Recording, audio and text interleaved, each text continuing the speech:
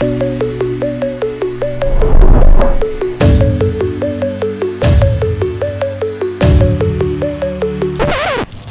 I'm Eric J. Coons, and I didn't take any of those drone shots that you just saw because, like many of you, I've never flown a drone before.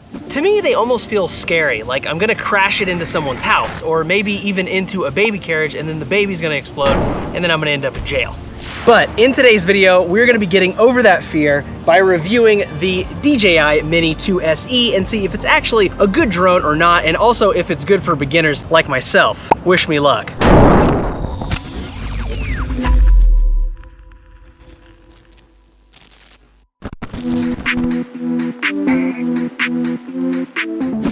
All right, let's do a quick unboxing and then we're gonna get to testing it out. Ooh, look at that. Oh my god, this is super tiny. All right, so in the box you've obviously got the drone, and then let's see what's under here. Comes with a little tool. Comes with some extra propellers. The Mini also comes with 2 different cords, so you got 2 different connections, whichever one you need. Oh, and then a 3rd cord hiding down here as well. And then down here at the bottom, it looks like you've got the controller. Here is the DJI controller, and then we've got all of the manuals and everything that we're gonna need to set this bad boy up right inside the box that the cords came in. So let's get to setting this bad boy up. Now that we got the drone unboxed, now let's do a very quick setup just so you can know how to do stuff without having to scan this QR code, which is inside the booklet. You can scan that and it'll show you a whole video on how to set this thing up, but I'm gonna do it a lot faster. So before you can do anything with your DJI, you're gonna want to charge it up. 1 hour-ish later. After you're done charging, you're gonna want to take off all of the little tape and free all the wings and everything.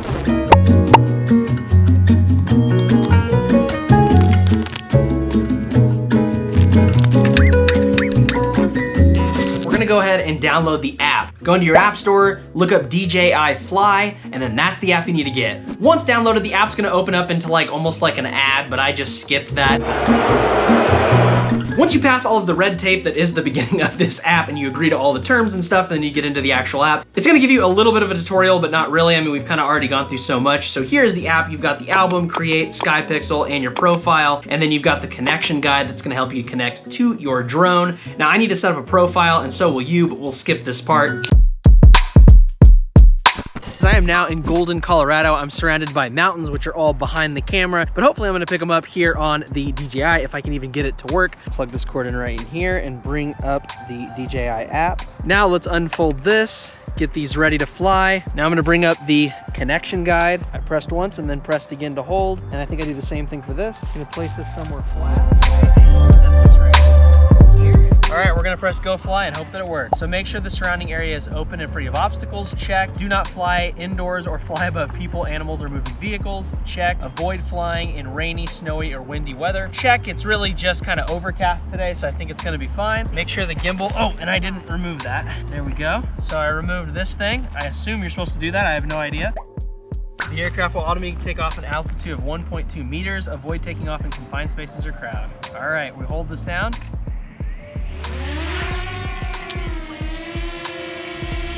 Oh my god, this is cool. It's like producing a lot of wind too. I didn't expect that. So as you can see, this is the Golden skate park that I normally go to. So we're gonna do a flyover of this, or attempt to, and hopefully not kill anybody. I'm gonna try not to run into any trees either.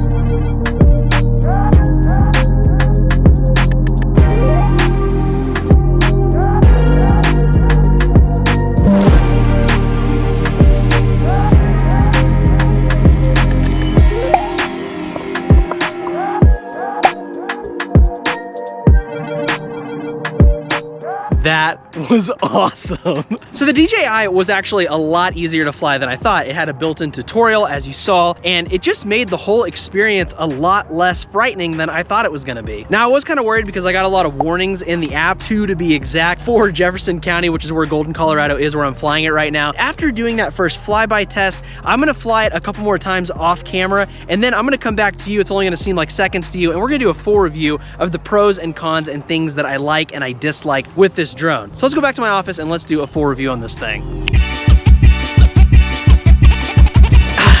All right, it is pros, cons, and overall review time for the little DJI Mini 2 SE. Now, let's start out with the cons because I want to get the negative out of the way first. Number one con that I did not notice myself because I was watching very carefully where I flew this thing, but something that I was reading about online when I was doing research for this video, is that it does not have any sensors on the side and the top from it running into things, though it does have it on the bottom. That's how it kind of knows when to land and where the ground is and all that. It is able to sense that, but as far as sides and up, if you're gonna be flying it through like a tunnel, or you're gonna be flying it next to big buildings and you don't want them to crash sideways into them, then this drone might not be for you if you're not gonna pay careful attention to where it's flying. This thing doesn't have sensors on the side and the top, so that's the first con. Second con was something that I did notice, which is that this thing does not have any kind of optical zoom on it. The video quality is amazing. I'll get to that in the pros. But when I was flying over the skate park in Golden, Colorado, I really wanted to zoom in. However, this does not have any kind of zoom feature. You're gonna actually have to fly in and look at it. But this thing cannot zoom, so that's con number 2. Now, con number 3 is a few things lobbed all into one, but I'm just gonna say that my last con is that it just doesn't have as many features or accessories as either like the variety pack that you can buy that's way more expensive than its base price of $299.99. And it also doesn't come with a lot of the features, like I said, with the top and side sensors, as well as the fact that the SDR video profile is pretty limited in this thing. And that goes for some of the other features that you would find in a way more expensive, bigger drone. But again, you're getting this thing because it's a lot more budget than a lot of the other drones and still produces really high quality video.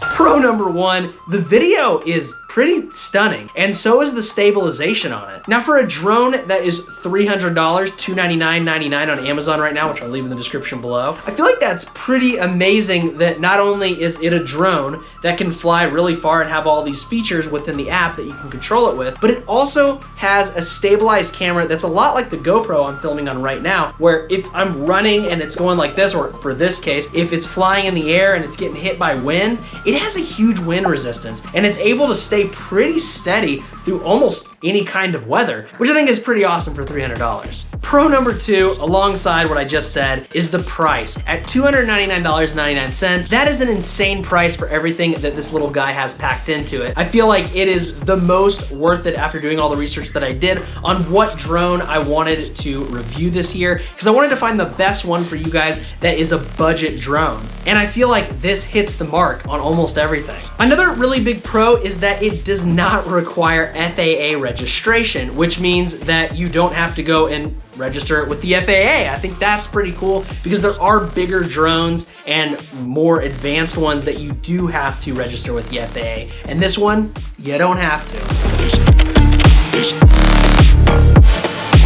And my last pro for this is a really big one for me who likes to use this while skating or while adventuring, which is that it is lightweight and it's so compact that even with this, and where did I put the controller? Here it is. So with both of these things, they are so small and they fit right into the GoPro bag that I already have for my GoPro camera. So now I can store everything all in one little camera bag. So that would be my last pro for this thing. Now, overall review, do I think you should buy it? I think you already know the answer to this because of how passionate I feel like I just was with the pros, which is heck yes. This thing is awesome and it's packed with so many features. And for a first-time drone user like myself, you are going to start seeing so much drone footage from this in a lot of my videos because, again, as a first-time drone user, this thing is freaking sweet. Now, if you want to pick up your very own DJI Mini 2 SE, I've been practicing saying that so many times and I mess it up almost every time while filming. You can find it down in the description below. I will have a link down there that helps out this channel and also will help you out because you're going to get this thing at a super low price of $299.99. And this is not a paid sponsorship by any means. I bought this with my own money, so this is is a completely unbiased review. I'm just really impressed with it. And if you guys are interested in some other electronic videos, I've got my robot video from a couple weeks ago right here, where is the 10 best home robots that you can buy right now for your home. And that is a video I worked a really long time on, so go and check that out. I'll see you guys in the next video. Also, I've got linked below my book, The Very Strange Universe of Dr. Natalia Zeal, if you're interested. I'll see you guys in the next video. My name's Eric J. Coons. I hope that you guys keep exploring. Peace out.